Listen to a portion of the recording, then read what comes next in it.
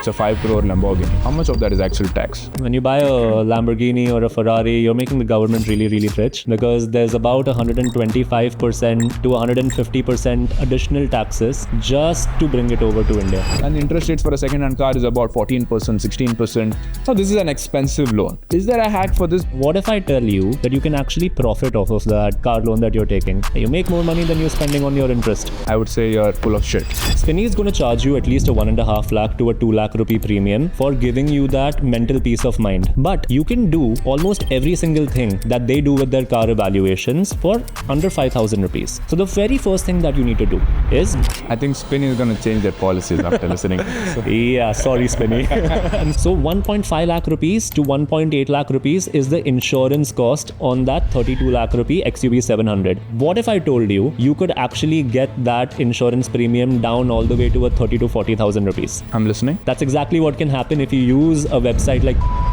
What if I told you 90% of the rare earth minerals which are required to make these EV cars and EV batteries actually found in China? One of the reasons US actually backed away from troubling China so much is because China literally came out and said, let's continue with this war. I'm just going to block your rare earth minerals. And the moment your rare earth minerals get blocked, bye-bye Tesla, bye-bye Tata, and bye-bye EV companies all across the world. Tesla is about to come to India, right? Do you think it's a good idea to buy a Tesla?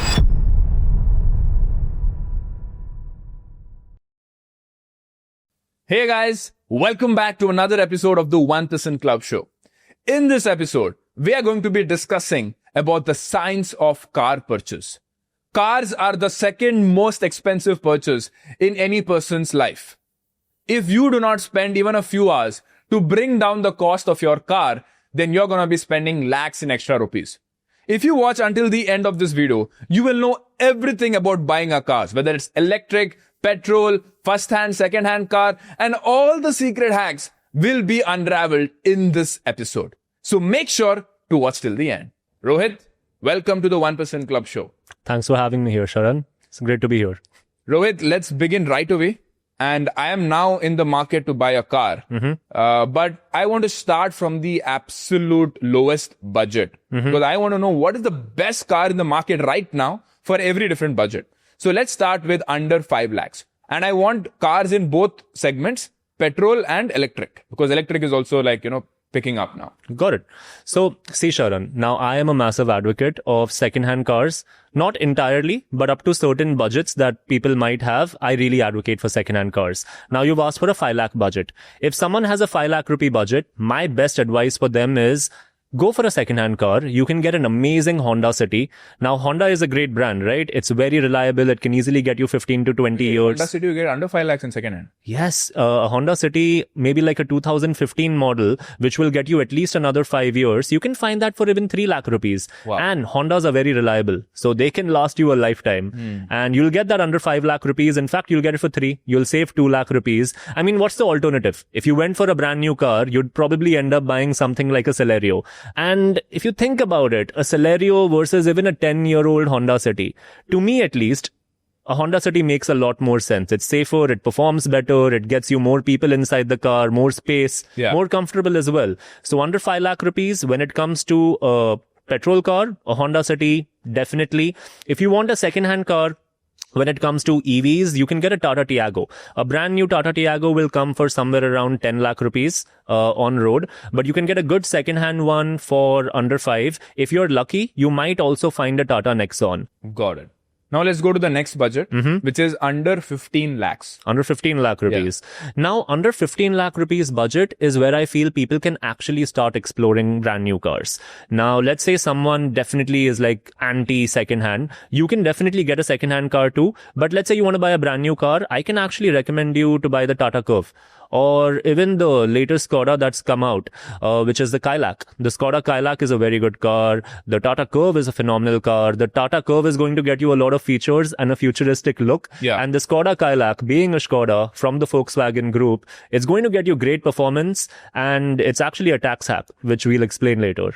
Got it. So that's under 15 lakhs. Under 15 lakhs. Now let's go to under 25 lakhs. For a fact. Okay, let's go for 100. Mahindra XUV 700, default. It's my favorite car in the normal consumer market right now. I'm not talking about the Mercedes and the BMWs, but when you take that out of the picture, the Mahindra XUV 700, hands down, my favorite car, and in my opinion, the best car you can get under 25 lakhs. In fact, that car delivers value which many 50 lakh rupee cars don't deliver, and it's priced at just 25.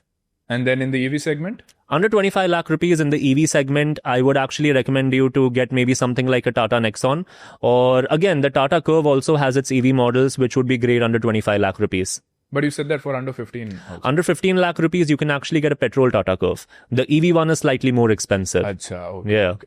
All right, now let's get to the budget that I'm looking at currently. Okay. Under 50 lakhs. You should definitely buy the Skoda Kodiaq. Now, that is one of my favorite cars again. If I had a favorite car after the XUV 700, it would be the Skoda Kodiaq. But really, because most people who are looking at a 50 lakh budget automatically are thinking BMW, Mercedes. You're saying that's a bad option for that? First of all, the starting Mercedes or the BMWs or the Audis, you'll have to pay about 60 lakh rupees. I mean, 50, 60, ek hi baat hai. I mean, when people are thinking 50, I'm like, 10 lakh aur dete hain. Then it becomes... That's 20% more. I know. That's quite a bit. But if you have a 50, and if I have to really talk about the value of a car, see, if you're coming from a car which delivers value and you're not someone that wants the logo, see, if you're going to buy a BMW or a Mercedes, which starts off at about 60 lakh rupees, you're literally paying 30 lakhs just for the logo.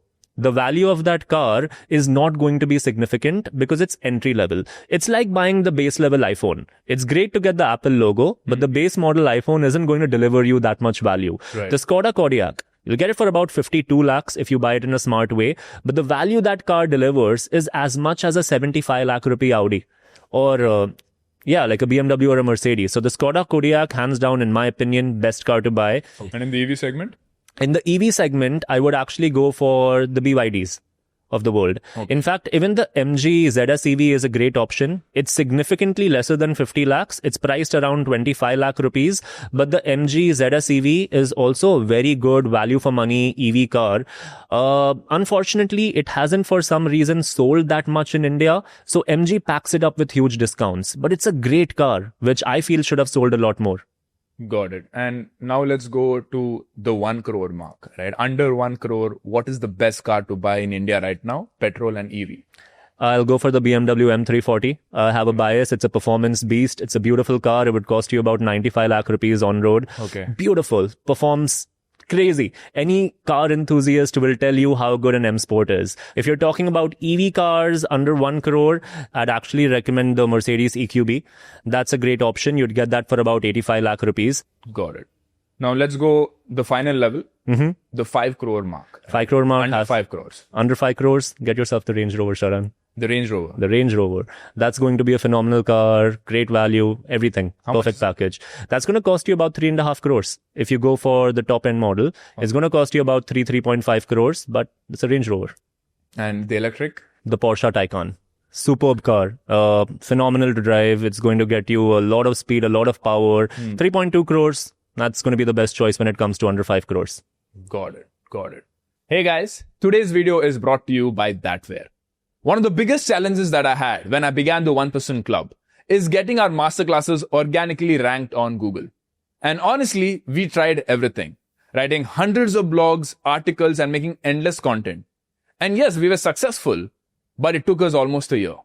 If I had something like ThatWare back then, this would have taken me just 60 days, not a whole year. Because ThatWare isn't just an SEO company. It uses AI, NLP, and machine learning to optimize your site and getting ranked fast. They've been featured on Forbes 200 and TEDx, and they've helped brands like Incrediware increase their traffic by 84%. If you are building a product or brand, don't just focus on building something great. Actually focus on people finding you.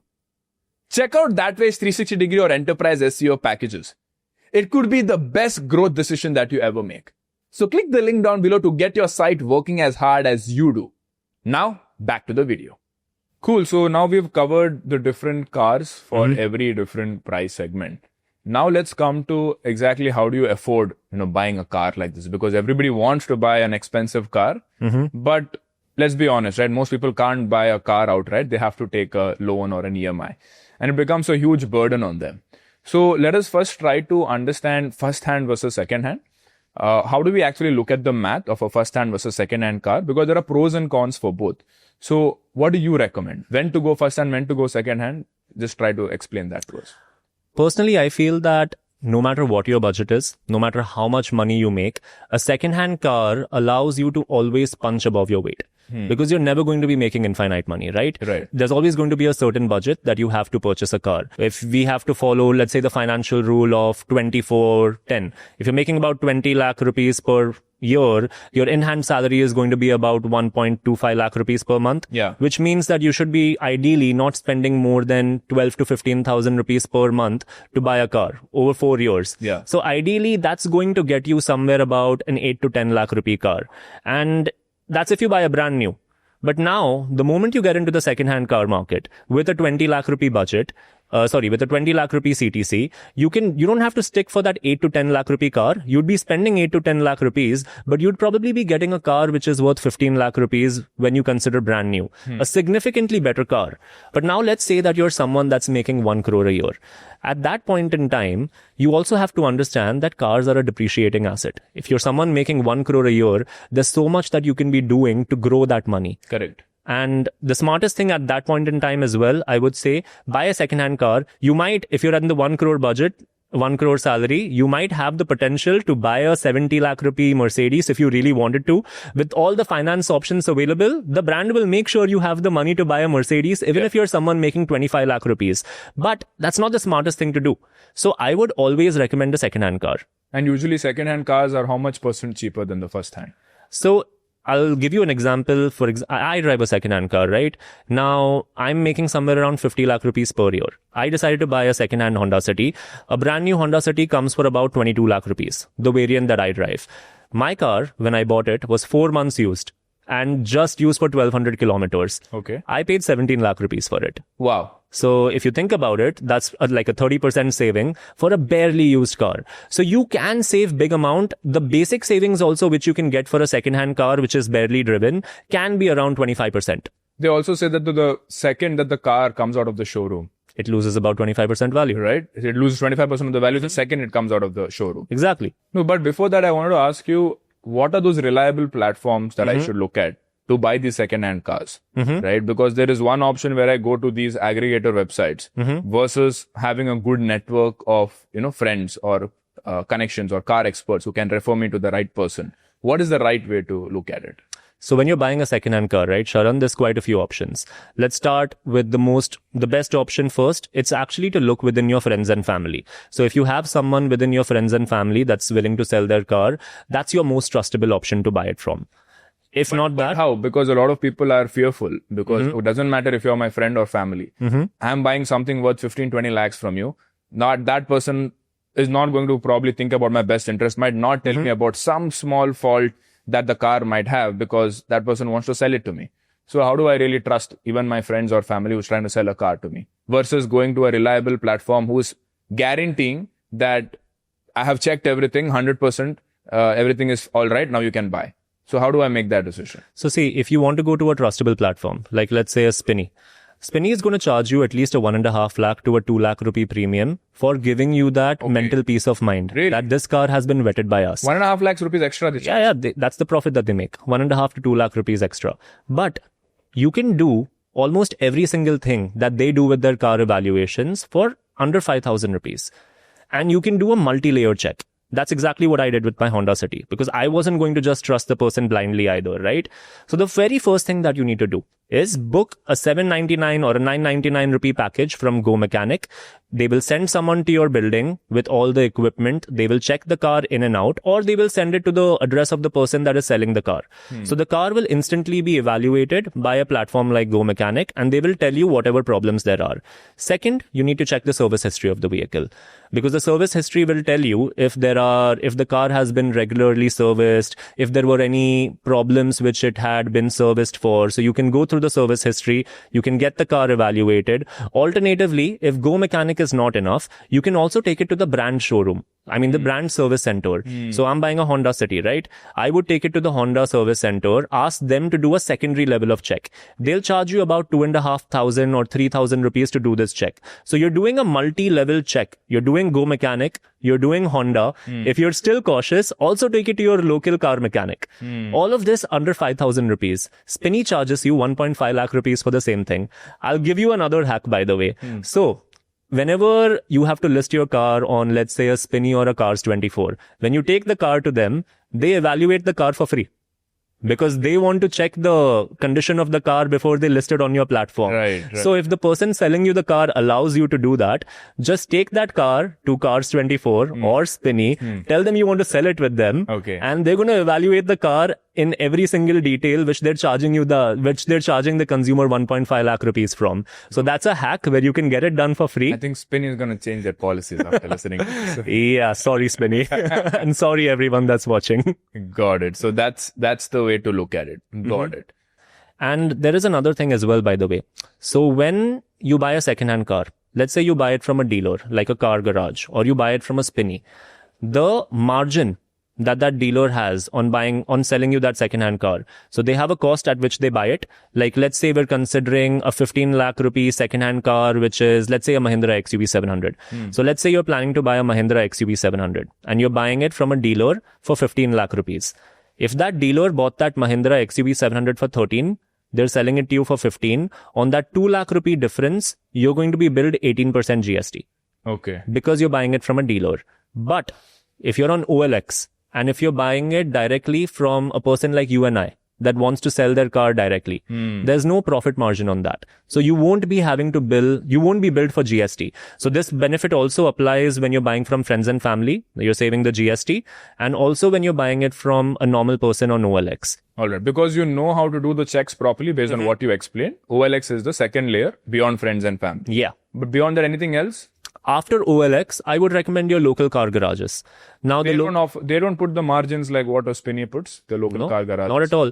Because see, you have to think about it. A Spinny is a very large company. Yeah. They are funded also in most honestly, they're probably funded. Yeah. So they have bigger bankrolls to play with, larger amounts of space to park their cars. Like if you look at a Spinny, they will pick up a massive parking lot within a mall, or a massive BMC parking lot within Mumbai, where they can put 500, 1,000 cars, and they can afford to not sell a particular car for a year or 2 years. But when you're talking about your local garage in cities like Mumbai and cities like Bangalore, where space is a problem, they don't have that flexibility to not be able to sell a car. Also, they can't negotiate much. They can't negotiate. I mean, it's not even about negotiation, right? It's about space. So they have to sell their vehicles quickly. And the faster they sell, the more money they make. Exactly. So they're more interested in speed of selling. And they're also bootstrapped. They don't have the option for funding. So they want to sell their vehicles. So their margins are always going to be significantly lesser. If a Spinny is charging you 1.5 lakh rupees to a 2 lakh rupee margin, your local dealer might actually only be charging you 50 to 60,000 rupee margin. Oh, wow. Because they believe in volumes. Yeah. And another thing is, even with local dealerships, now if you talk about buying a bad second-hand car, see, when a local dealership exists in a particular locality, their brand image is at stake. If they sell you a bad car, they know you're going to spread bad word of mouth for them. Right. So they also have a great incentive and great experience. They're experts in the field. So they also have great experience of making sure that they're not selling you a bad car. So you will spend a little extra. There will be a margin in the middle because of their profit margin, then the GST on that margin. So it's the second best way of buying a car after OLX. Got it. In fact, on OLX, a lot of dealers actually sell you their cars. Yeah. So, okay. So from what I've understood is that no matter how much money you make, always go for a second-hand car to get the best value and to make a sound financial decision. But what would you say to somebody who is little bit very, let's say, a little bit spiritual? Like they're like, second-hand car, somebody has sat in it. What if their energy is bad? I want to go with the first-hand car because of so-and-so reasons. I don't mind spending extra. So any hack for people for buying a first-hand car? Definitely. A lot. In fact, people that have those spiritual reasons that they do not want to buy a second-hand car, I totally agree it. See, at the end of the day, buying a car is not just all about logic and finances, right? It's a very emotional decision for almost every single Indian. Right. It's a very passion-driven purchase that people make. Correct. And plus the flex, society flex, right? Like people will always say, wo to second hand hai. Exactly. Right? First hand car means like another level of respect. So some reason. It's like passing CA exam. First attempt, second attempt, right? Yeah. The respect is much higher when it's first hand. Exactly. So when you have to buy a brand new first car, there are plenty of hacks. So I'll dive right into it. So you're going to walk into a dealership. Now, when you're buying a brand new car, right? The first thing that you need to understand is how does the dealership make money from you? That's the very first thing you want to understand if you really want to get a good deal out of it. Now, this might actually be shocking to a lot of your viewers and to you, in fact. Dealerships, when they sell you a brand new car, the amount of profit margin they're making on it is only between 2 to 6%. That's it. Lower than a bank FD. Wow. Now answer this question to me, Sharan. Would you start a car business if your profit margins were only 2 to 6%? No, I would not. You would park that money in an FD. Yeah. Which is the safest way to park your money. Like forget SIP or anything. You can park that in an FD and make more money out of it. Now, why do you think anyone would open up a showroom if the margins are only 2 to 6%? I'm assuming they make money on the upsells. Upsells is one way. Yeah. And so let's begin with the upsells. Now, when you go to buy a car, you're not just buying a car. You're buying insurance, which is mandatory by the government. You're also taking a bank loan. Dealerships are going to try selling you accessories. So and this is an easy way to actually begin saving money. Like when you're buying a brand new car, the on-road price that you actually see. Let's take an example of a top-end Mahindra XUV 700. Okay. On-road, it's about 32 lakh rupees. Okay. But you can easily buy that car for 28 to 29 lakh rupees without even negotiating in the true sense of negotiation. Please, sir, reduce 10%. Please give me discount. You don't have to do any of that. I'll tell you exactly how. You need to start breaking down on where they make that money. So you go to a car dealership, 2 to 6% margin. Fine. None of your problem. Whatever they make is their issue. Insurance. Let's start with insurance. The insurance that you buy with your car is the biggest place where they make their margins. If you're buying a Mahindra XUV 700 for about 32 lakh rupees, the insurance component on that car is 1.5 to 1.8 lakh rupees. A year. A year. I mean, you get 3 years of third-party insurance in that. So it's two components, own damage and third-party insurance. Okay. Mandatory by law, third-party insurance is going to be for a period of 3 years and the own damage is going to have to be changed year on year. Yeah. So 1.5 lakh rupees to 1.8 lakh rupees is the insurance cost on that 32 lakh rupee XUV 700. Okay. What if I told you, you could actually get that insurance premium down all the way to a 30 to 40,000 rupees? From 1.8 to 30 to 40,000 rupees. I'm listening. That's exactly what can happen if you use a website like Policy Bazaar. Log on to Policy Bazaar. I'll tell you another thing. That 1.8 lakh rupee insurance you're getting with the XUV 700 is a horrible insurance policy to have. Okay.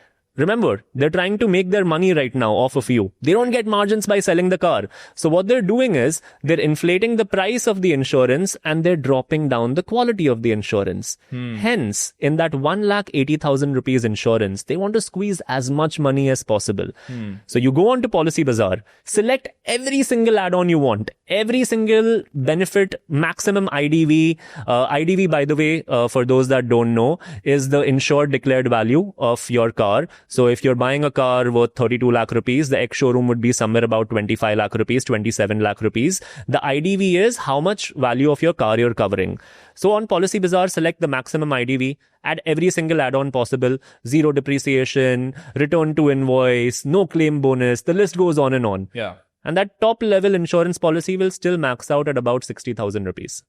Versus for the XUV 700. Versus paying 1.6 lakhs to the dealer. Exactly. Now, if you think 1.6 versus 60,000, you just saved 1 lakh rupees without negotiating. And now a lot of viewers might be thinking that, no, you can't do that. The dealership will force you to buy an insurance from them. Not just that, the dealership will say that I will provide you better service than you getting insurance from somebody else. That if anything happens to your car, I will only figure out the insurance, premium. I will only figure out the insurance claim. I have better relationships with the insurance company. So if anything happens, rest assured, I will make it free of cost for you because I know the insurance companies better than you know them. That's what they will say. Exactly why people are watching this podcast. See, at the end of the day, those are salespeople. Right. And you're never supposed to listen to a salesperson. I'm a salesperson by profession. Right. I can tell you how much we put into closing any particular deal, right? So when it comes to those type of objections, just remember they're just trying to sell you an add-on service. When you're claiming insurance, your dealership has absolutely nothing to do with it. The insurance company is going to is going to process your insurance at the end of the day.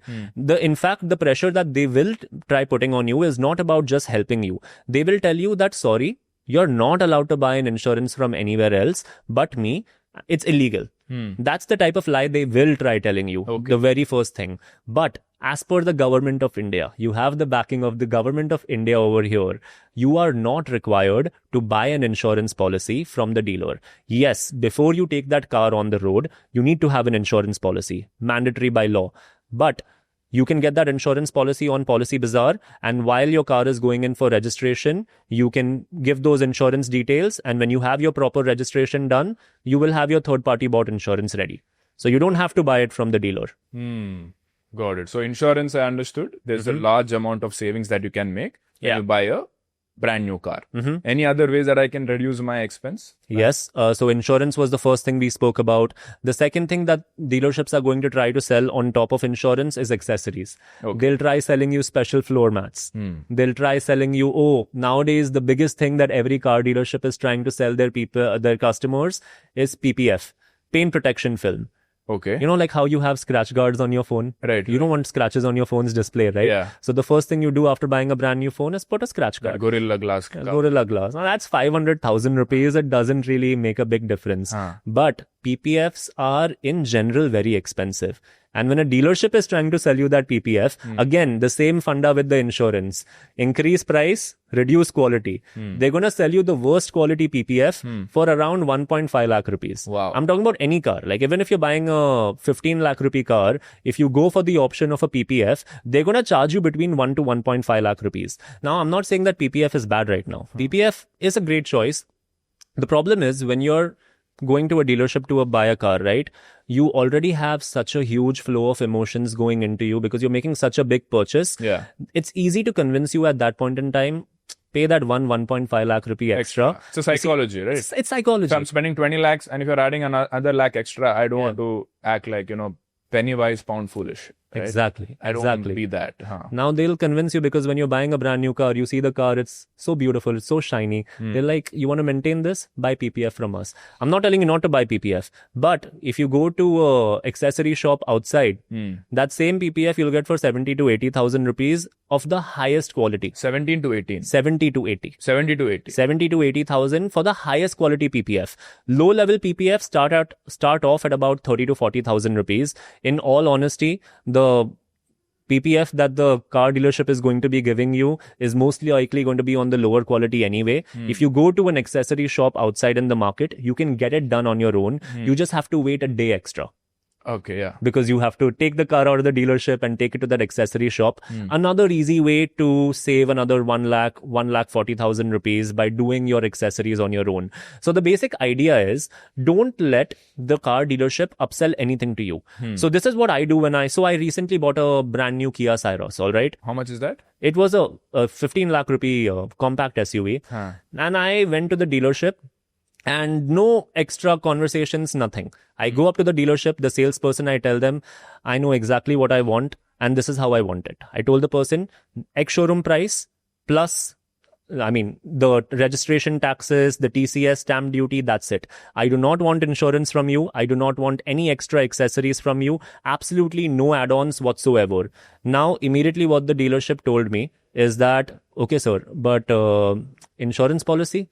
Like, no, I'll do that on my own. They're like, okay. Now this is what they did, which actually turned out to become very valuable. He's like, sir, just do one thing.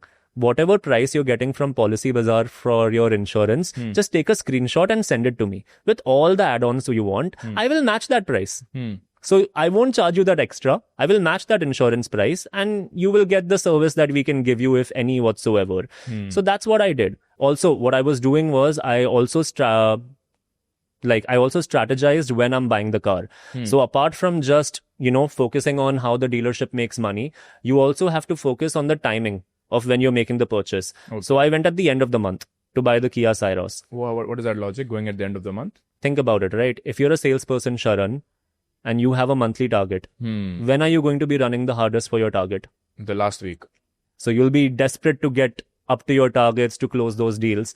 And if someone shows you interest of buying a car super quick, you're going to be likely to give them discounts to make sure that person doesn't leave. He also gave me a small discount on the ex-showroom price. So from the 3% margin that Kia makes, he also gave me an additional 30,000 rupee discount on the car over there because I went at the end of the month.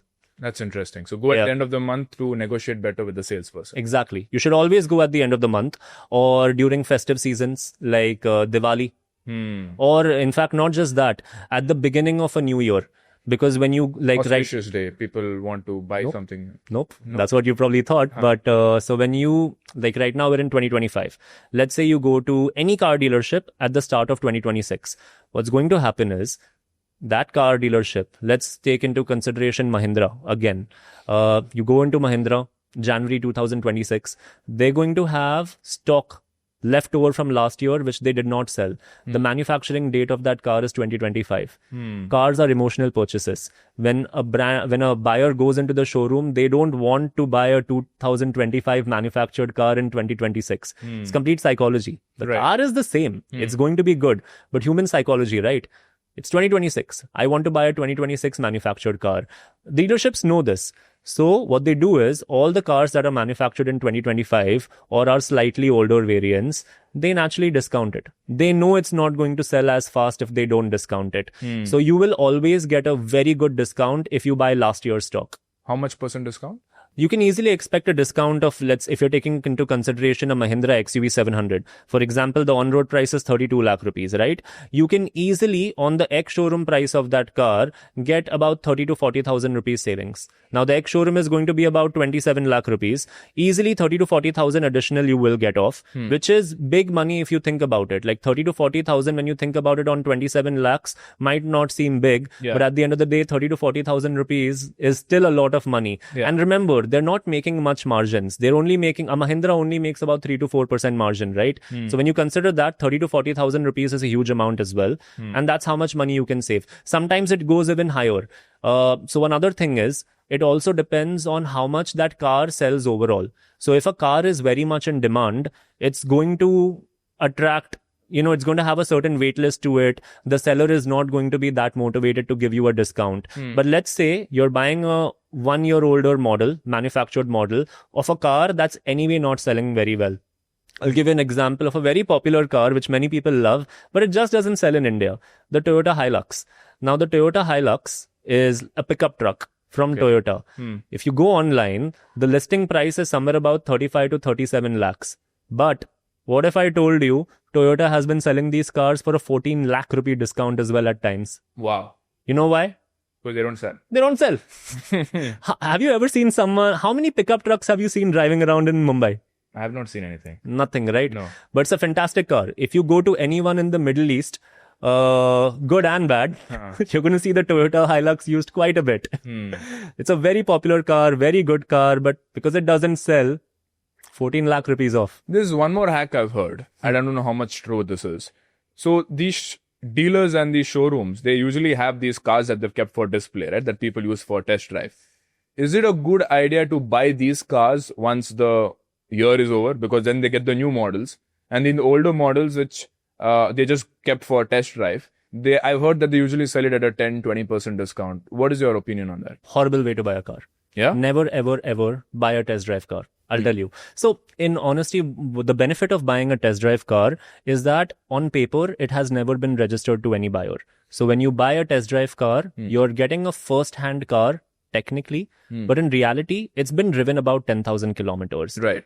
When you go for a test drive, Sharan, you want to make sure you drive that car in every type of condition to make sure it performs, right? Like you'll drive it rough. You'll press the brakes hard. You'll accelerate randomly. Right. You won't care about that car because it's not yours. It's a test drive car. You're abusing it. You're abusing it. Yeah. And that's what happens 90% of the times when people are taking the test drive. So the 10,000 kilometers that test drive vehicle has been driven, guaranteed it's been driven really bad. Why do people get scared when they buy second-hand cars? Because they don't know how that car has been driven. Yeah. Now with test drive vehicles, common sense, people are abusing it. So these cars are not driven well at all. Another thing, when you actually go to negotiate with a dealership that I want to buy a test drive car or a demo car, they don't really have that type of incentive to sell it to you. So they're not going to give you a significant discount. Like they probably give you like a 10% discount at best, which if you're thinking about, let's say a 15 lakh rupee car, you're not even going to get a 10% discount if you're buying a 15 lakh rupee car, to be very honest. You'll probably save about 1 lakh rupees on buying that demo car. But for saving that 1 lakh rupee car, you're getting 10,000 kilometers of horrible driving. Rather than that, just go to the second-hand market. The only benefit of buying a demo vehicle is that first-hand owner tag. And you can tell them to fix all the paints and dents. You can ask them to give you extended warranty. You can ask them to do a couple of servicings for free. But is that really enough when you really know that the car has been driven in a pathetic condition for 10,000 kilometers? Not worth it, in my opinion. So not a good idea. Not a good idea. Got it. So now let's talk about taxes. So we have a lot of taxes which comes into it, and a lot of people don't really dig into this because it's boring. Right? We are like, okay, the government is going to charge, so how am I going to optimize this and save money for myself? So can you like educate us about the different types of taxes when you purchase a car? And how exactly can I minimize it and save a lot of money to myself and make the smart choice? Got it. Before that, I want to ask you a question. Yeah. When you think about buying, I'm not even talking about the imported cars. When you think about buying, let's say a normal car, which a normal consumer would buy, let's say 10 lakh rupee Swift Desire. How much tax do you think a buyer of a Swift Desire is paying? I don't know, 20%? 20%? What if I told you that even for a entry-level car like the Maruti Desire, the taxes that the person is paying is around 60%. What? Yeah. 60%? Around 60%. For a Maruti Desire? Yep. That's what the taxes look like. Let me break it down for you. Okay. Now, the world of taxes around cars is actually a very complicated thing. And not a lot of buyers know this. In fact, very few people, I would say 1% of the people know about these things in reality. So there are multiple slabs. The very first thing that comes into picture when you're buying a car is GST. Now, we all know GST. Now, when it comes to petrol, diesel vehicles, I'm talking about your internal combustion engines, your ICE vehicles, standard GST applies across all types of vehicles, 28%. Now, when it comes to GST, who makes the money? The central government, right? Yeah. Now, the states had a problem with that. They're like, because the GST structure came in, so the states are like, okay, now we're not making money off of these vehicles. All the money is going to the central government. What about us? So in comes GST compensation cess. The compensation in GST compensation cess literally means compensation for the state government. Okay. Now, the GST compensation cess is actually applied based on two parameters: the size of the vehicle and how powerful the engine is. Basically, CC. Any car with a length of lesser than 4 meters and an engine of lesser than 1.5 liters has a GST compensation cess of 1% if it's petrol or 3% if it's a diesel vehicle. Okay. Now, this is on top of GST. So let's say you're buying a Desire. Now, a Desire is lesser than 1.5 liters. It's about a 1.2 liter engine, and the length of the car is lesser than 4 meters. Let's say you're buying the petrol Desire. That's a 1% GST compensation cess on top of 28. That becomes 29%. If you consider, let's say, the Honda City. Now, the Honda City is longer than 4 meters, and it has an engine capacity of 1.5 liters. What do you think the GST compensation cess there would be? So, normally you said it's 28 plus 1. If it was lesser than 4 meters. Say 28 plus 5. 5? No. Suddenly it goes up all the way to 17%. Almost half of the cost of the Honda City is tax. And I'm just talking about GST and GST compensation cess right now. We're yet to come to registration taxes, road taxes, TCS. We're still to come to that. Now, the moment you start thinking of a large SUV, let's think the XUV 700. Or let's think the Fortuner. Suddenly, now these cars have engine capacities of more than 1.5 liters and they're also more than 4 meters in length. The GST compensation cess on a SUV like the XUV 700 or the Fortuner is 22%. 28 plus 22, 50%. Okay. So, XUV 700, 32 lakh rupees on road. We were talking about it. The ex-showroom is somewhere about 26, 27. 13 lakh rupees from that 26 lakh rupees. straight to the government. Wow. So I like calling this term the true value of a car. When you're going to buy a car, right? I told you, not a lot of people are aware about the taxes that go into a vehicle. Yeah. I like calling that term true value. When you're comparing any products based on price, you usually most of those products usually don't have these high level of taxes, and you're fine comparing them based on MRP. Yeah. But when you're comparing cars where the taxation is 50 to 60%, you don't want to compare two cars with each other based on how much tax you're paying. Take away the taxation of that car and compare it based on what the true ex-showroom price is. Strip it away of all the taxes. That's the term I like calling it, the true value of the vehicle. Wait, I'm still shocked by this. So the Mahindra XUV, which is a 28 or 32 lakh car. 32 on road, 37 ex-showroom. So, okay. So let's say 32 lakh car. You're saying out of that, Mahindra gets only 14 lakhs. Yeah. Right? So they get to keep only 14 lakhs in their bank account, and the rest they have to send it to Nirmala ma'am. Yep, that's correct. To Nirmala ma'am. Okay. Now, this is just GST and GST compensation cess, which goes all the way up to 50% when you add it together. On top of this, in a state like Maharashtra, you pay between 11 to 13% additional on road tax. Okay. There's also a 1% TCS if you're buying a car worth more than 10 lakh rupees. Now, you can claim that TCS back when you're filing your income tax refund, but at least upfront, you're still paying that 1% TCS, right? Yeah. So you can just see there are 4 to 5 different taxes. On top of that, a mandatory insurance. Insurance is good for you. So let's exclude that from this conversation. So let's go back to the Desire that we were talking about. The ex-showroom of that 12 lakh rupee Desire will be somewhere about 8 lakhs, 8 to 9 lakh rupees. Now from that 8 lakh rupees, we already know that 29% of it has gone into taxes, which is about 2.4 lakh rupees in your GST and your GST compensation cess. Another thing we know is from that 8 lakh rupees, you're also going to have to pay close to 13% on registering that car to make it street legal. That's another 1 lakh rupees. So on that 12 lakh rupee car, you're paying close to 4 lakh rupees in just taxes. Around 50% of the ex-showroom has gone in taxes. Oh my God. On a Desire. Let's talk about the math for a very popular car. Okay, let's do my car. Then we'll go to some other car. Yeah. Mine is a Volkswagen Tiguan, for which I paid 22 lakh. Okay. How much tax did I pay? So now actually Volkswagen, the car you have, the Tiguan, it's actually, it has 2 different layers. It's a very good car if you want to be smart about your taxes. Now, when we were talking about GST and GST compensation cess, I told you that it starts off at the 1% slab if the car is less than 4 meters and if the car has an engine of lesser than 1.5 liters. Right? Mine is what? All less only or more? Your car, because you paid 22 lakh rupees, I'm assuming you have the top end Tiguan. So you probably have the 1.5 liter one. Yeah. And that means that you came under the 17% GST compensation cess. But what if I told you that you could have bought the same car at a 1% GST compensation cess? By going for the lower variant. Yeah. You didn't know about this when you bought the car, did you? I didn't know. This is 3 years back. And then it also comes with the what is that? Sunroof, which only comes in the top end. A sunroof in a city like Mumbai is already very hard to maintain. We'll have to talk about that on another day. Got it. But great. You paid 17% GST compensation cess for the sunroof.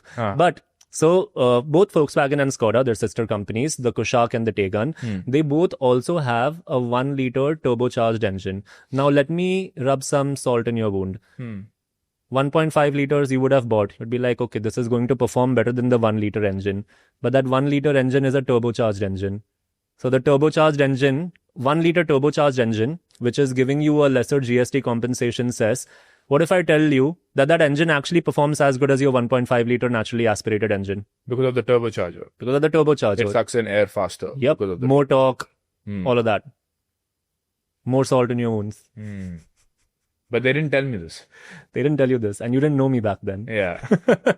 So this is the game. So if you want to save on the GST compensation, but then you're like, okay, but the engine is going to be smaller, look for an engine with a turbocharger in it. So then I still get the performance like a larger engine and also avoid paying that higher tax because the government hasn't made the rule that, if turbocharger is there, then I also have to pay the tax. So what happened was, Sharan, now when the government launched this policy of GST compensation cess, manufacturers got innovative with it. A lot of manufacturers that sell a lot of cars, I'm talking about Hyundai, I'm talking about Kia, I'm talking about Skoda, I'm talking about Volkswagen. What they did was they started releasing cars which are compact SUVs. This is actually why there are so many compact SUVs in the Indian market today, because manufacturers are flooding the market with them because they make more sense taxation wise. Yeah. If there are incredible taxes on cars, even the manufacturers lose out because they're not going to sell that many vehicles. People won't be able to afford them. Right. So the manufacturers got smart.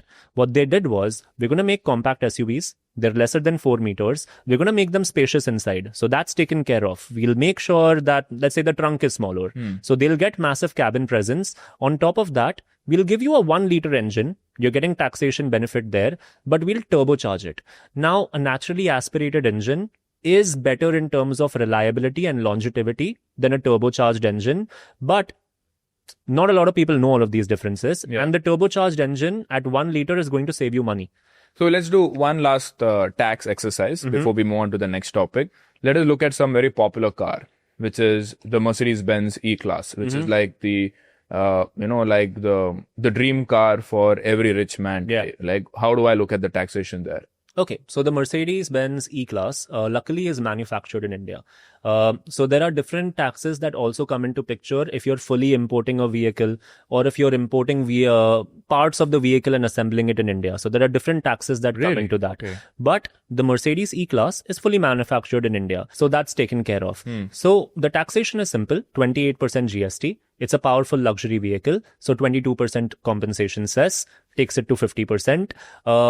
11 to 13% road tax if you're buying it in Maharashtra. 1% TCS because it's above 10 lakh rupees.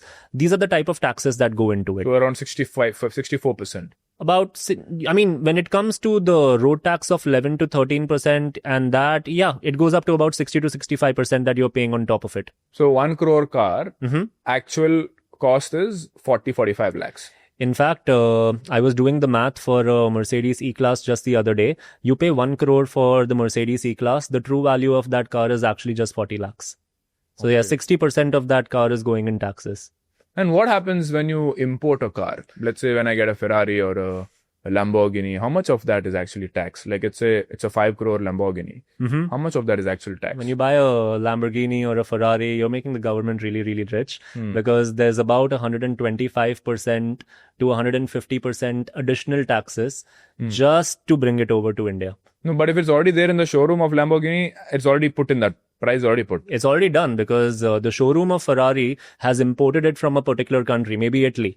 So maybe they've imported it from Italy and that cost has already been factored in. So the 125, 150% tax that gets applied, it actually gets applied to the price of the vehicle in the home country plus the charges they paid for the freight.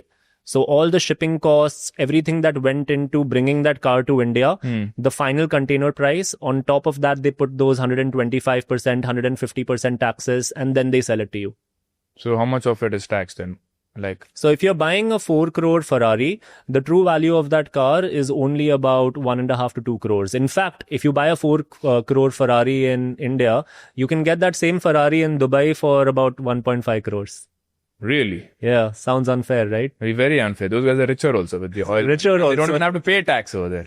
Habibi, come to the No income tax over there. We're not even talked about income tax money. After that, we are buying these cars. Oh, if I start getting into income taxes, Sharan, you're going to lose your mind. Because in order to buy any car, first you have to also pay close to 30% income tax to the government. So if you want to buy a 30 lakh rupee car, you first need to own 45 lakh rupees. To pay that, yeah.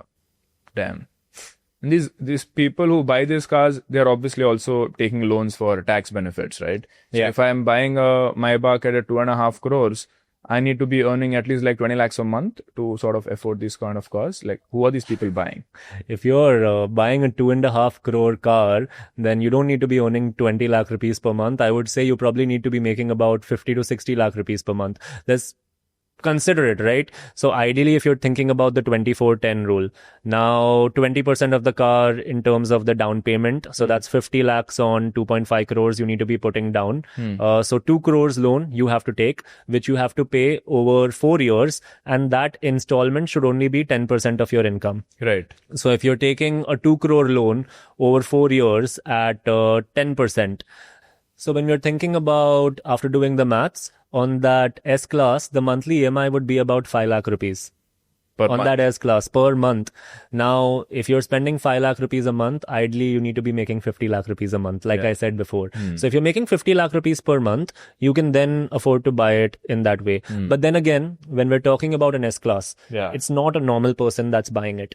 It's the extremely wealthy that are buying it. Okay, so then, I understood about everything about tax optimization. Now I want to go into a very interesting topic, which is obviously credit cards. Right? I see a lot of videos out there about credit cards. Your best friend Ali Hajjani talks about using a credit card to purchase a car. Yeah. Anything that you can share on that front to reduce the cost of my car purchase using a credit card? So, all right, let's talk about how you can buy a car using your credit card. This is actually one of the ways that I always advise anyone that tells me that they're going to buy a brand new car. Sometimes even secondhand cars if you're buying it from a platform like Spinny, because it works there. In fact, Ali, when he bought his car from Spinny, he used his credit card to buy it and he got a lot of points. But let's say you go into the showroom, you're buying a brand new Volkswagen Taycan for 20 lakh rupees. Now, 24/10 rule means that you have to put 20% down payment on that 20 lakh rupee car, which means that you have to pay a down payment on 4 lakh rupees.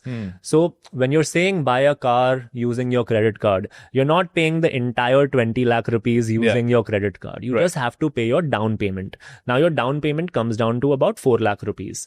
Now, a lot of people don't actually have the credit limit to make a transaction of 4 lakh rupees. So at this point in time, you might want to use multiple credit cards depending upon your credit card stack to actually enable you to make these transactions. But why are we even talking about using a credit card to pay for the down payment? Well, the reason is when you're paying 4 lakh rupees down payment for that car, if there is an opportunity to make money and get free hotel rooms or free flights through the points that you earn on the card, why not? We're all Indians. We love a good discount. We love freebies. And the same should also apply when we're buying a car, right? So the idea is simple. You use your credit card to pay for the down payment. Now, the ideally preferred cards to do this is the American Express Platinum Travel, which unfortunately is not in circulation anymore for the time being because Amex has paused it. But since for people that already have the Amex Platinum Travel, I think we only broke the system. Maybe. So if you have the Amex Platinum Travel, when you do the math, you get about 48,000 rupees worth of hotel stay if you spend 4 lakh rupees on that card for your down payment. If you use the Access Atlas, which is my second favorite card. I use that, Yeah, even I have that in my wallet. Or even on the Access Atlas, after you do all the conversions of the points, you'd get about 30,000 rupees worth of free hotel stay. Now, that's basically what happens. Now, it's a very simple funda. If I just tell you next time you go to buy a car, use your credit card to make the transaction. But there are certain things which people need to be aware about. First of all, when you're swiping your credit card at a car dealership, chances are that the POS machine that they have is tagged under insurance, as per the bank that gave them the POS machine. So the first thing that you need to do is you need to make a test transaction. And then you need to check on your statement or call up your credit card company and find out from them if that transaction came under a dealership or if it came under insurance. If it comes under insurance, you're not getting any points for it because insurance is an exclusion with almost every single credit card that I'm aware about. So that's one of the first things that you need to check. The second thing you need to check is what is the daily points limit that you can get for a transaction. Now, you'll get all excited. The POS machine is not coming as insurance. It's coming as a normal dealership. I have a 4 lakh rupee credit card limit. There you go. Free hotel stays. Then you find out that your credit card company is very smart. They have said that the maximum monthly cap or a daily cap maximum you can get is 5,000 points. So you go home thinking that, oh wow, I just earned myself 2 nights at the Taj, and you see that you've gotten yourself half a day at an Oyo. You're not going to be very happy, are you? Right. So the second thing you need to do is you need to check with your bank what if there is a daily limit. Now the American Express Platinum Travel or the Access Atlas, both As far as I know for a fact that American Express does not have any daily limits.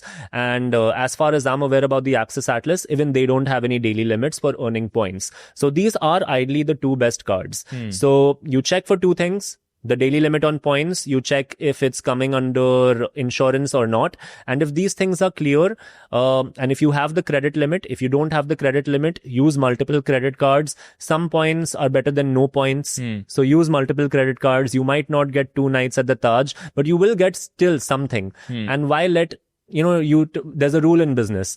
Never let go of any money on the table. Yeah. If there's money on the table, you need to take it. That's exactly what you do. It's just about being a smarter spender. So you can get some good money back if you use your credit card to pay your down payment of a car. Got it. So that's what, basically for the down payment of the car, use the credit card, get those points. Yes. And next time you're going on a vacation, use those points to book the hotels and the flights on the credit card's website. What if I in fact told you that, just picture this situation, right, Sharan?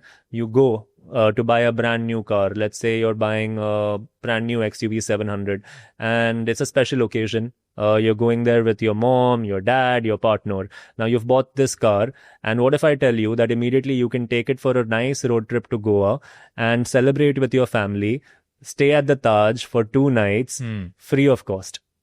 That's possible with the credit card, right? Yeah. So you basically get to celebrate the experience in a much better way. Talking about cards, there is another interesting use case for these credit cards when it comes to car, which is your fuel expenses. Yeah. If you have a petrol or a diesel vehicle. I was just recently checking my own fuel expenses. Per month, I'm spending about 25,000 rupees on petrol. Yeah. Is there a way to reduce these expenses? Because, petrol keeps getting more and more expensive because we import all of this petrol, right? And it's just going to get more and more expensive for people. So is there a way for me to reduce these expenses using any hacks that you know?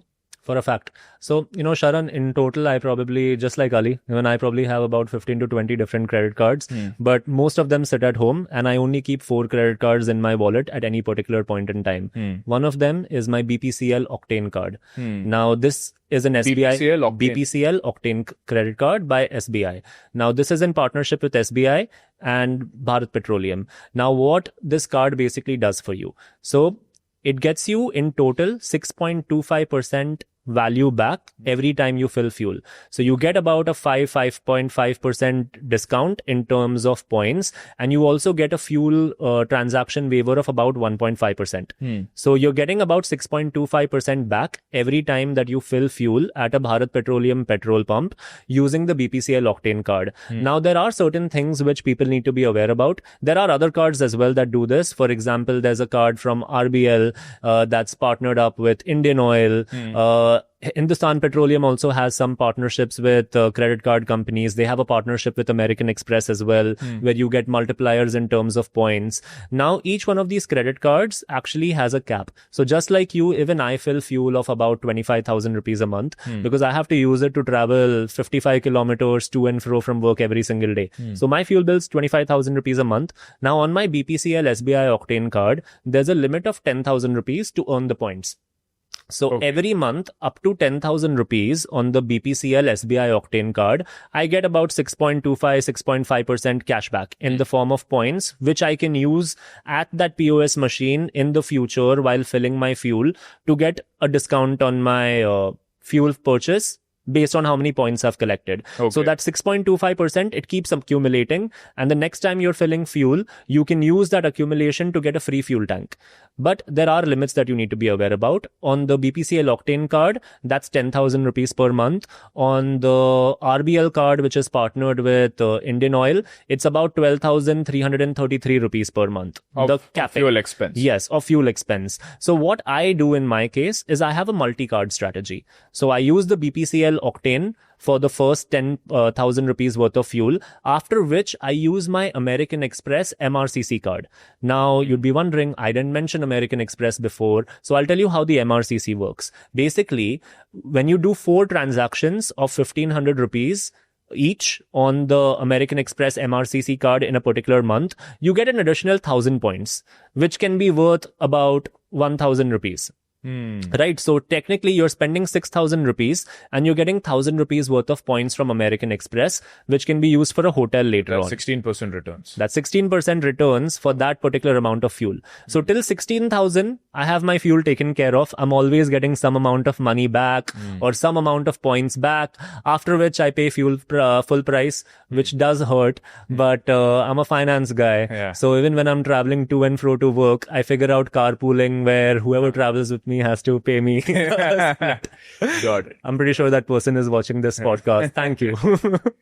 No, that's interesting. So most normal credit cards don't give you points on spending on fuel. In Right? fact, they charge you an extra 1.5%. Right? Surcharge. They charge. Surcharge. But you're saying using these two cards, you can actually get some returns on your fuel expenses.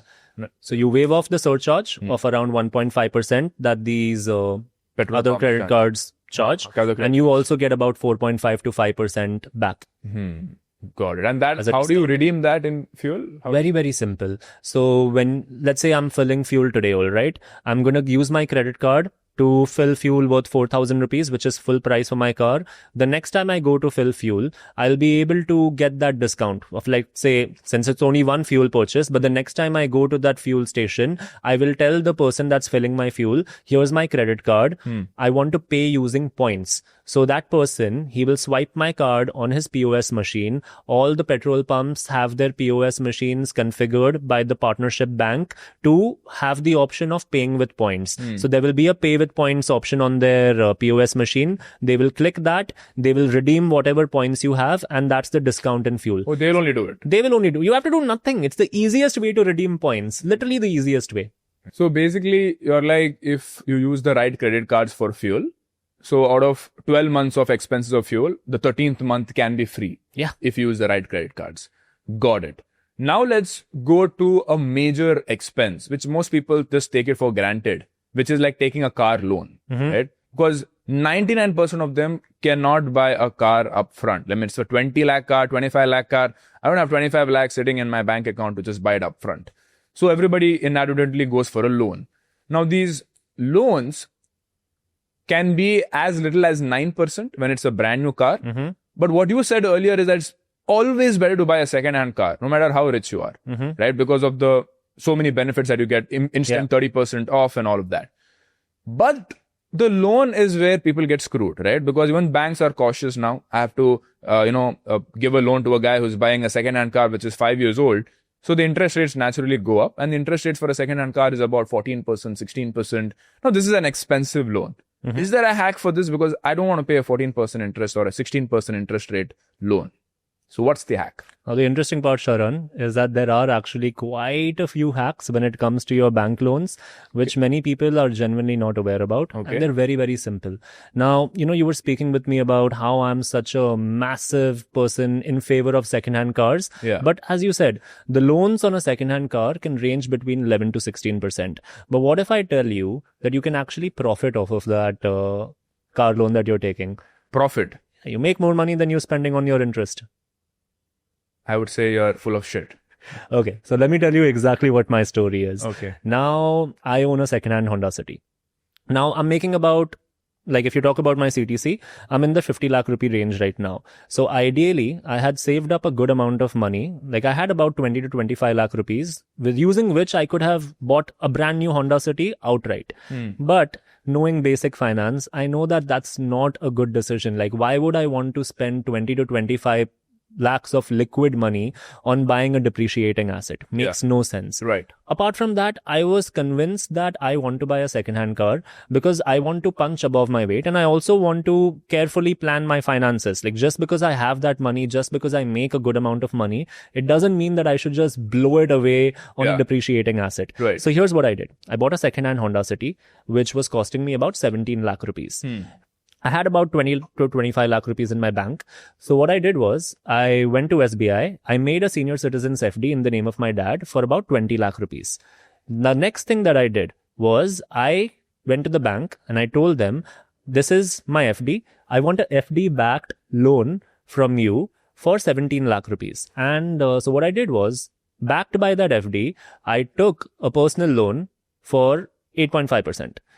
Okay. Right. So when you're buying a second-hand car, usually the loan amount is only 11 to 14% or 11 to 16% if you're taking a used car loan. Okay. But I'm not taking a used car loan. I am taking a FD-backed personal loan. And it's backed by a collateral, right? So the bank is going to give you 85 to 90% of that FD amount to take as a loan. So that's exactly what I did. I took 17 lakhs from that and I put it entirely towards my second-hand car. Now, the 17 lakh rupees loan is what I'm paying over a period of 3 years. Over a period of 3 years, I've done the math. The interest that I'm paying on my 17 lakh rupees is about 2.5 lakh rupees. Okay. But the 20 lakh rupee FD that I made is giving me a little over 4 lakh rupees. And see, now this is just one of the hacks. Now let's consider another situation where you have bought either a brand new car or a second-hand car and you have gotten into a loan with Bank A, which is, let's say, HDFC. Now, when you bought that car, you had a certain salary, you had a certain credit score. After 1.5 years into that car loan, your credit score has increased, as has your income. There are options which you can even find on a platform like Policy Bazaar to transfer your bank loan from one bank to another. Think about it just like how you're negotiating your CTC when you're switching one company to another. Company B pays you 20% hike and your appraisal at your current company is only 5%. What do? You switch. Yeah. Do not listen to me. What do you do? You switch. Same way. Bank loan, you're paying 10% on your current bank with you're paying 10% interest with your current HDFC loan. If SBI comes tomorrow and tells you that I'll do it for 9.5% or 9.25%, that suddenly becomes a very interesting choice. Now, there are a couple of things you need to consider here, and I'll tell you how it happens as well. Well, when you're foreclosing a loan, there will be certain foreclosure rates, which is usually around 1 to 3%, depending on the bank and depending on your terms. So you have to calculate how much is that foreclosure. Another thing which you need to calculate is the processing charges that the new bank is going to charge you. So if the processing charges and the foreclosure rate is lesser than the amount you're saving by switching your loan, you'll get all the calculations from the bank of how much new interest you'll be paying, what your EMI will be. If that difference is profitable, you switch your loan. And it's very, very simple. Now you might think, okay, I'll have to take a loan, then I'll use that money, go to my bank, pay that money to them and close that loan. You don't have to do anything. So if you're moving from HDFC to SBI, SBI will actually pay off your remainder loan with HDFC. And that's all that it takes. No money enters or exits your accounts.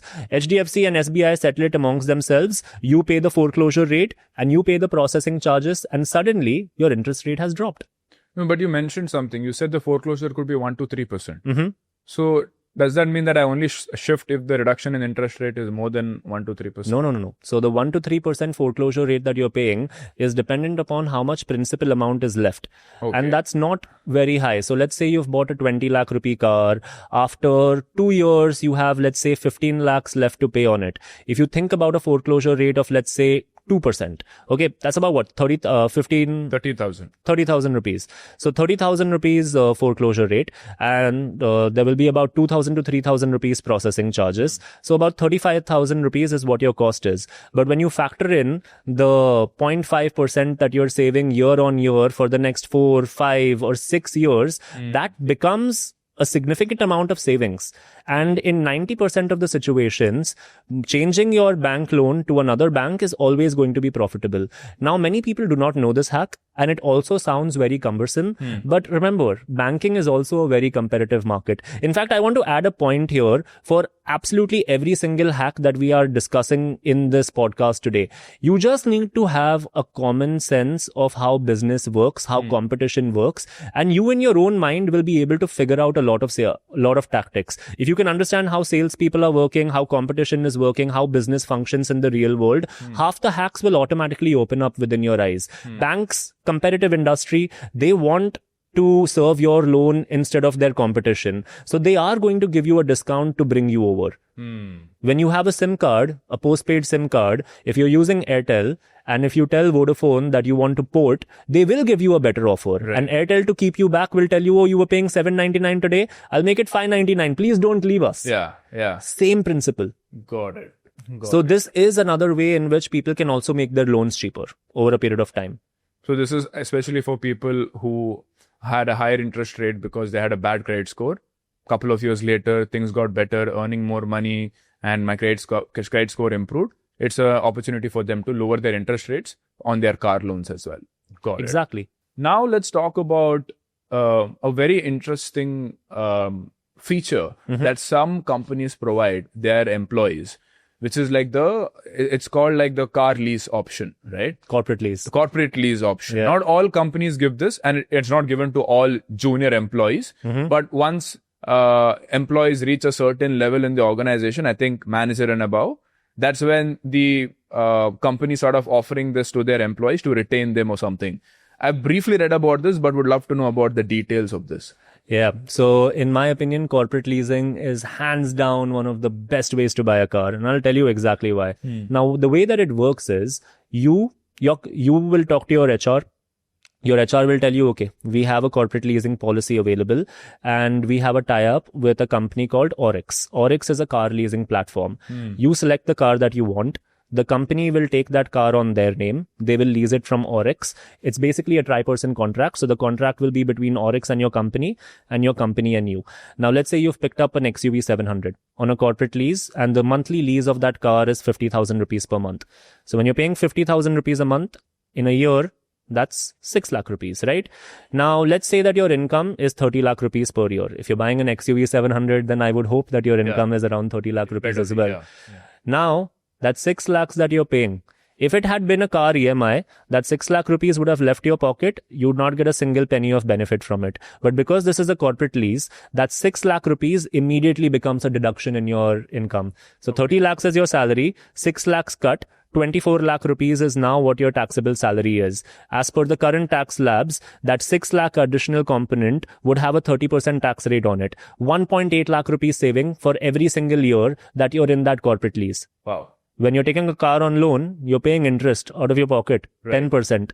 Over here, you're saving 30% in straight up taxable income. Now, there are a couple of things you need to consider here. When you're taking a car on lease, the lease that you're paying per month is more than the EMI that you would be paying on your car, but it comes with benefits. Taxation being the number one benefit. Second benefit, there's no headache or stress for anything related to that car. So normally, let's say you're driving on Western Express Highway, someone rear ends your car, you'll get out of your car door, you'll start fighting, pay me now. If you have a car on lease, you don't have to worry about anything because that's not your headache. It's the it's the company that has leased it. It's their problem. You have an insurance policy. The insurance policy will settle the claim and the lease company will ensure that it's paid off as well. So none of that, even maintaining the car, you don't have to pay for the maintenance, annual maintenance year on year. You don't have to pay for any damages, accidents, anything. Absolutely every single thing is taken care of in that subscription amount, that lease amount, which you're paying month on month. Another thing.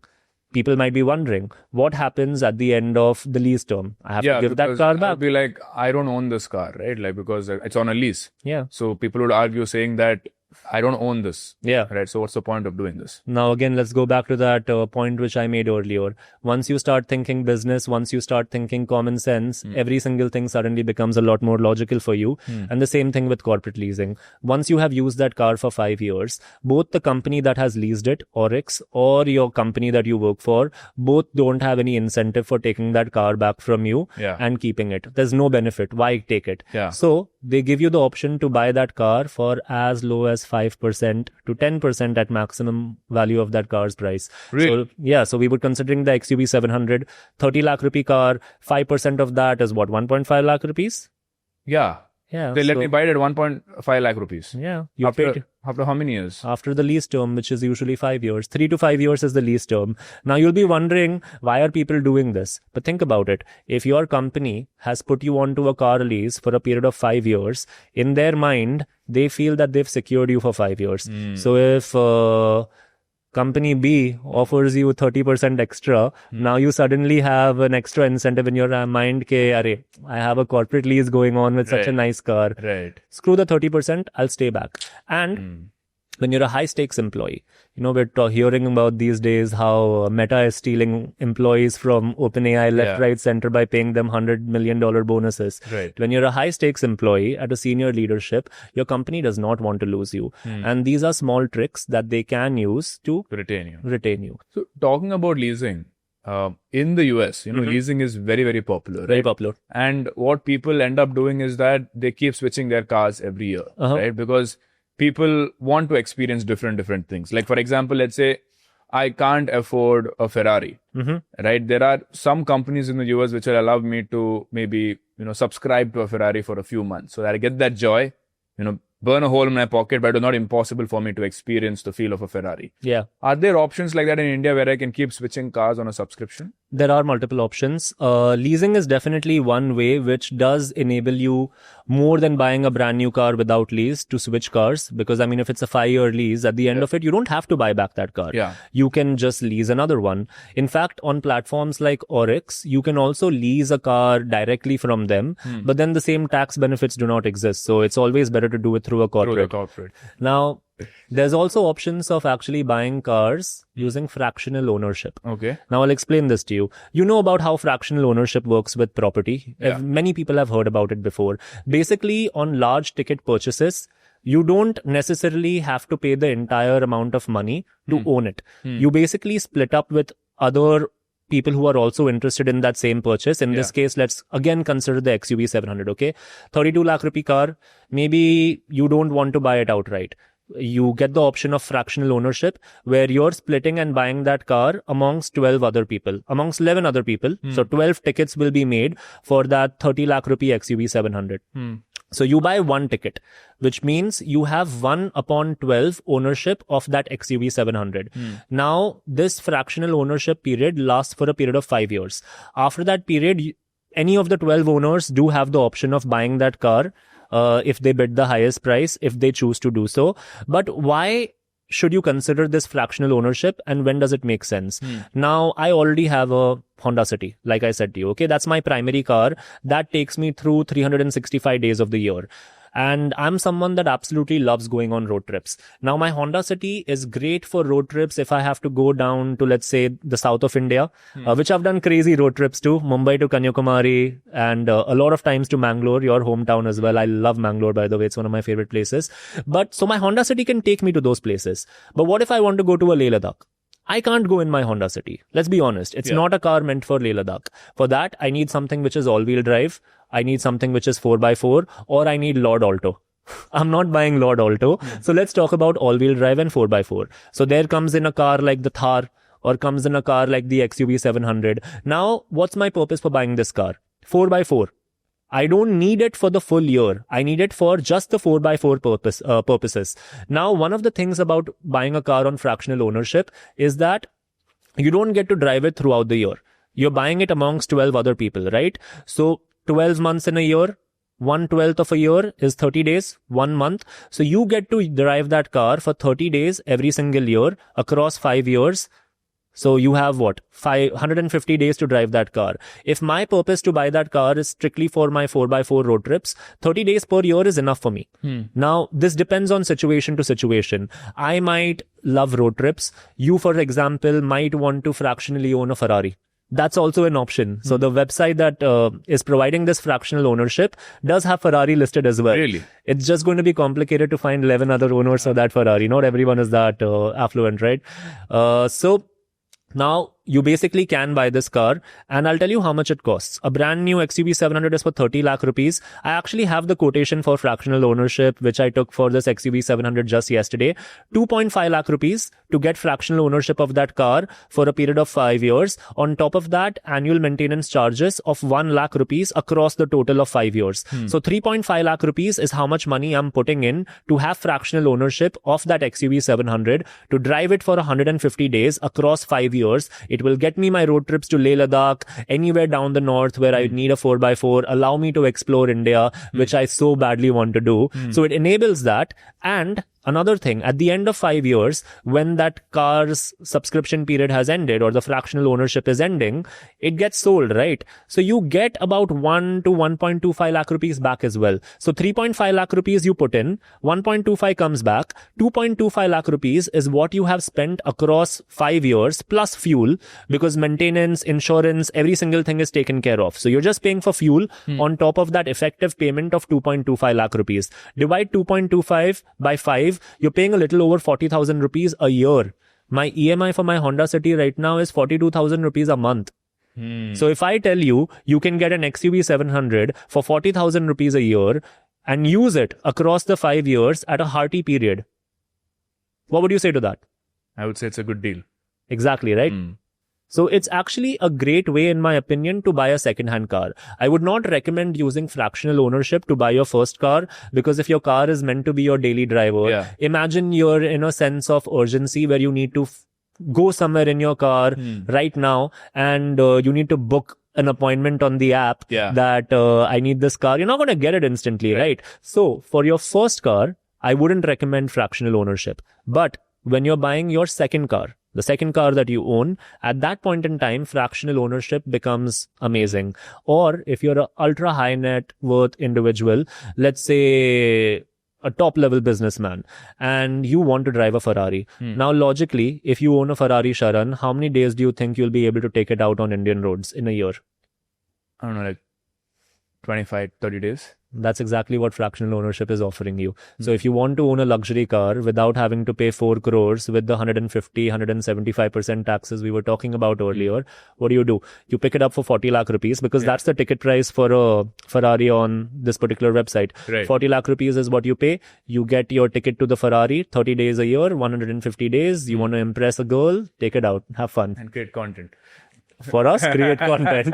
But for those that want to do other things, you have that Ferrari to do so. I mean, it's like a dream, right? Like for every Indian boy, like Ferrari. And you cannot just not look at a Ferrari if it's just going by you. And even if you're in Dubai and there's like hundreds of Ferraris, you're just still going to look at all of them, right? Because it's so beautifully made. Exactly.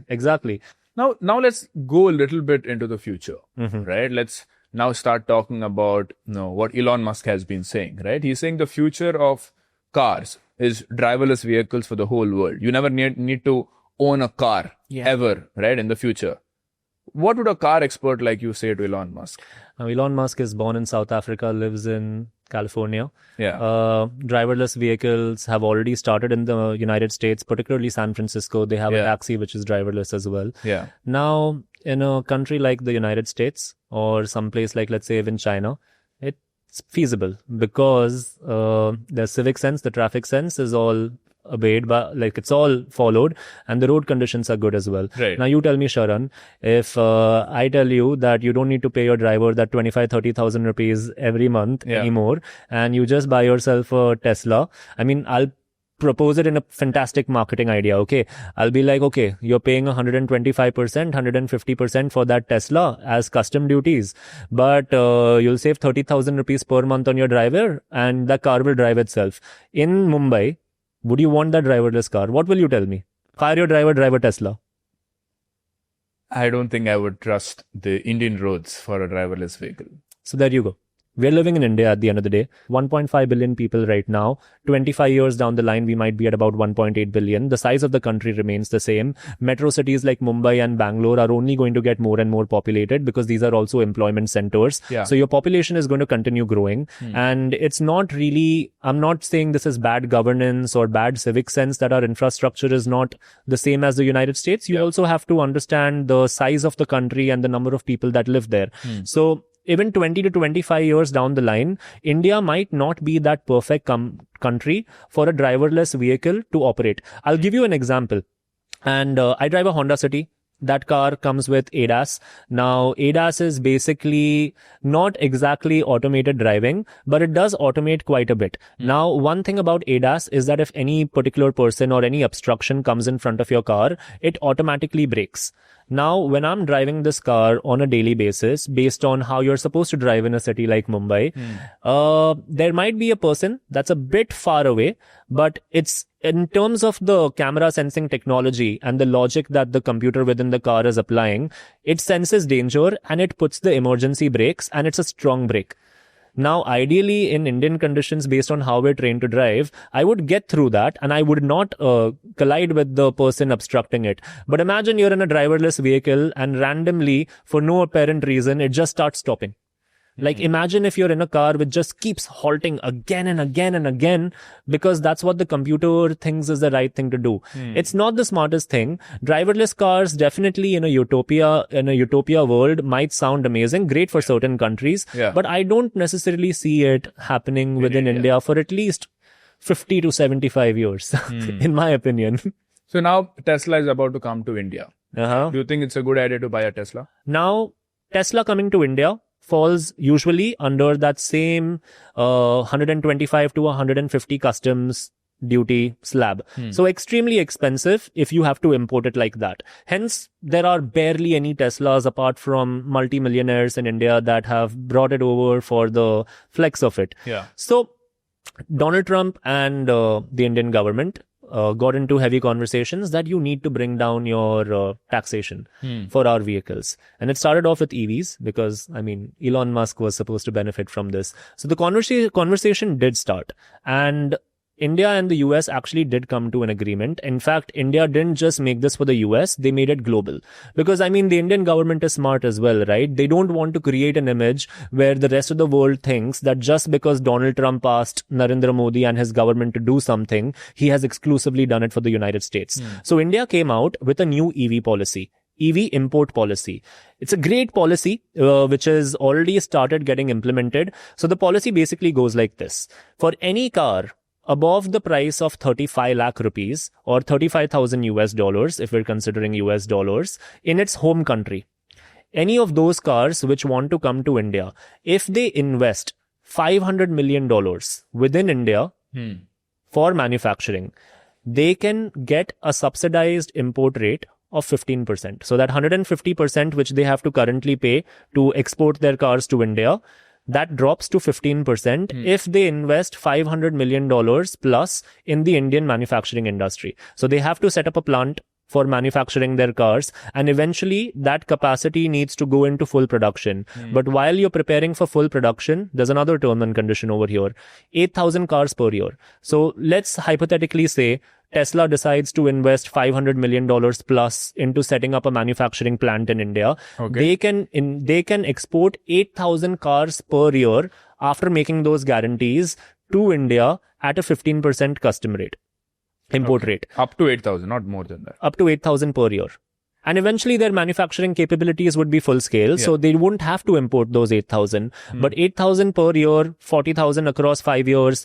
And that's what they can import at 15%. 8,000 a year is not enough. People will buy Tesla like anything. 8,000. Exactly why. So think about it from that perspective, right? The reason the government has put an 8,000 cap is because they want to motivate the manufacturing company to manufacture faster. Remember, Indian government is not just going to bow down to the request of the US government without protecting our own companies. Because suddenly if Tesla start coming to India, what's going to happen to a Tata and a Mahindra? Tata and Mahindra gonna get disrupted. Exactly. And if you look at the contribution that both Tata and Mahindra have made to the EV space in India, it's astronomical. Both of them are actually manufacturing very good EV cars that offer the Indian consumers a lot. So why compromise two of your biggest homegrown companies, right? So the Indian government is smart. 8,000 cars per year, that's your lollipop. You know 8,000 is not enough because if you're getting, and also it starts above 35 lakh rupees, right? So how many people are really going to be buying cars above 35 lakh rupees anyway from one single brand? And it's every brand gets 8,000 cars. So a Tesla will get 8,000 cars, a BYD will get 8,000 cars. If a Volkswagen or a Mercedes, companies that are also planning to take benefit of this policy, it multiplies. And how many buyers are really buying those cars above 35 lakh rupees anyway? So it's still a sizable amount which is allowed to come in. Now, Tesla was the company everyone thought is going to be the one taking advantage of this. This is done specifically for Tesla. There were news articles everywhere. I was very excited as well that people are going to start getting to buy Teslas for 35 lakh rupees in India. Imagine that, right? If you can buy a Tesla for 35 lakh rupees, why would you even buy a Mercedes E-Class? Because currently the flex around having a car like a Tesla in terms of the modern times is even more than, you know, an old school name like a Mercedes. So suddenly it becomes a very valuable proposition. Till suddenly Elon Musk decides that I am not taking that risk to invest in the Indian market. Why? it did not make feasible sense to him. Only he and Tesla knows the answer of why they don't want to enter India, but they basically pulled out. So they have said that we're now going to import cars to India from Germany. We're going to pay that entire customs duty of 125, 150%. Whoever wants to buy it can buy it. They are picking up retail shops in India as we speak. So they are opening up their retail distributorship. What I feel is that they're probably just testing the market. They want to see. So now it's going to be sold at 70 lakhs. Yeah, I mean, a 35 lakh rupee model, the base model of the Tesla, will come to India for Indian consumers at 70 lakhs. It's not going to come at 35. But while Tesla is not taking advantage of this, Volkswagen, Mercedes, and a lot of other major companies have explicitly shown interest. In fact, there's a new EV player which is entering India, a company from Vietnam called VinFast.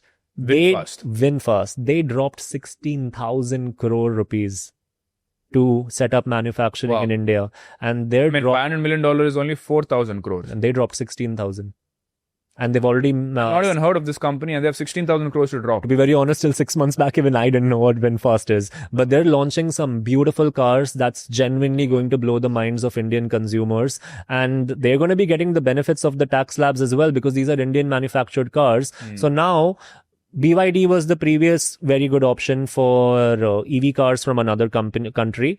Now we have BYD coming. Now we have VinFast coming in as well. So the EV space is getting very interesting. One thing I am very happy about though is that with news like this, with the relaxation of import rules for EV vehicles, while it is important to protect Tata and Mahindra, the homegrown companies, you also need to also give them a little kicker. You're a businessman. You know how important it is to give your employees that bit of motivation to perform better.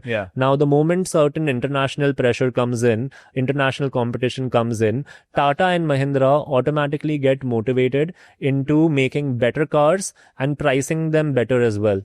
So they'll invest more into R&D and make it better and better. Exactly. That's why competition is good in any economy. So today, many people talk about how EV cars aren't great, but with the competition that is coming into picture, those EV cars are going to become significantly better, and they're also going to become significantly cheaper. Got it. Yeah. And then talk to me about BYD, because that's also like picking up steam right now. Like everybody thinks about Tesla first when they think about electric vehicles, but a Chinese brand called BYD has like really taken up the market share. How did that happen?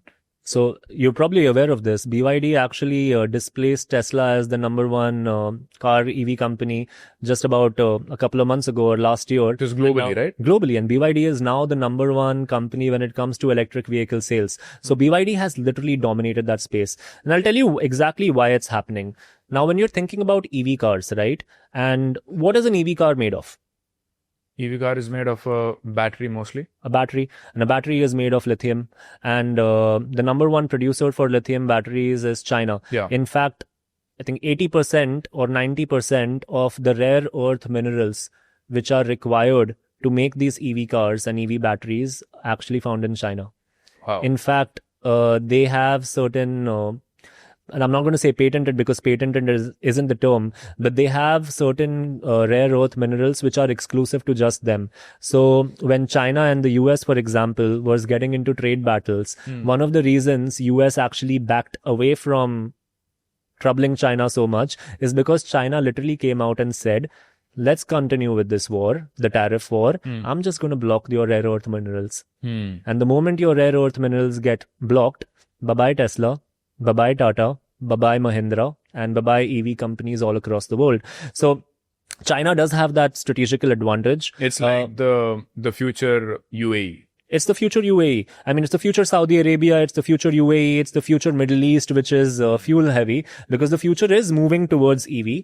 So China is where all the rare earth minerals are at this point in time, most of them at least. So it becomes a significant cost reduction as well. I mean, I've been to China twice over the last 6 months. I've never been, because I feel like the media doesn't show us how developed China is. Right? But what I've heard from people who've gone there, it's a different planet. You're in for a treat. You've been to the United States. I've lived in the United States. I've traveled there extensively over the last few years as well. I'll go ahead and tell you this. I enjoyed my experience in China more than I enjoy the United States. Really? China is a really, really developed country. It's growing at a very fast pace. But we're talking about cars right now. So let's get into that. You go to China, you'll see EV cars every single where. About 80% of the cars on the streets that you'll find, every single taxi, it's all EV.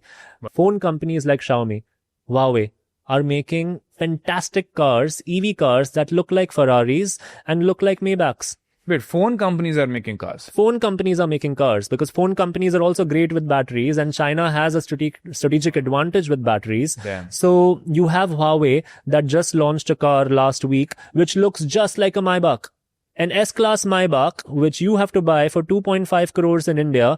Imagine, I don't know the rate that Huawei is selling it for, but I'm pretty sure it'll be somewhere around 40 lakhs. Knowing China and knowing their car industry, it's going to be for 40 to 50 lakhs. Imagine a car as good as the S-Class Maybach.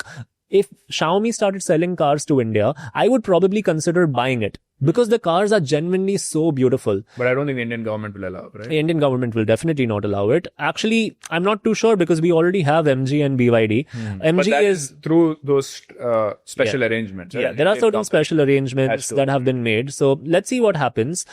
All right, Rohit, now we're going to do the rapid fire round. We have 3 questions. If you had all the money in the world, which car would you buy? I would buy the Porsche 911, the GT3 RS. Okay. It's for about 3.5 crores and it's an absolute dream car for me right now. But why? I mean, it's gorgeous. I mean, when you think about buying a car, right, it's honestly also the looks that create such an amazing vibe to it and the performance, just the entire aura of that Porsche is fascinating towards me. Like the sound that it makes, the performance, the looks, everything. I just love it. Got it. Okay, second question. One car brand that's overrated AF. Hyundai. Why Hyundai? And I'll tell you why. So my grudge with Hyundai and even my confusion as to why so many Indians buy them is basically Hyundai isn't necessarily making the greatest cars when you think about the core fundamentals, right?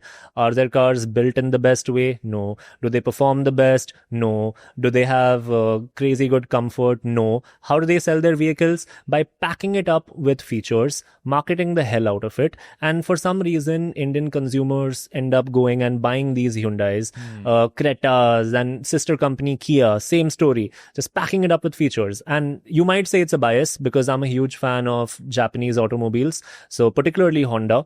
And there's a reason, right? Because I believe in good engineering and not necessarily a feature-packed car that has 90% features that I don't need.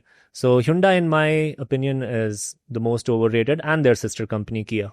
Kia Seltos. Yeah. That is also gone. Yeah, Kia Seltos, Hyundai Creta. No. Got it. All right. My last question is, if you could drive only one car for the rest of your life, what is it? I mean, if I had to really say something luxury and fancy and create that type of aura, I could have said something like the GLS. But practicality wise in India, driving a luxury car like GLS for the rest of your life does not make sense. I'll go to my favorite car, which I've been talking about again and again. If it had to be one car, it has to be reliable. It has to be comfortable. It has to be good. It's going to be the Mahindra XUV 700. I think you've said that like 50 times in this podcast. Yeah. The Mahindra XUV 700. Rachit needs to get money from them. All right. Thank you so much, Rohit. Yeah. It's been almost 2 hours of shooting one of the most in-depth car podcasts, which I don't think exists anywhere else in India. So I think this is going to be a gold mine of information and knowledge for millions of Indians. Guys, for all of you guys who have watched until this long, you guys truly have next level attention span. So congratulations. Please let us know in the comment section what are the kind of topics that you want us to talk about, because we will bring those kind of guests here with you and talk about those topics in such depth. You are the audience that we create these kind of videos for, because you have that attention span to watch till the end. Until next time, we will see you in the next one.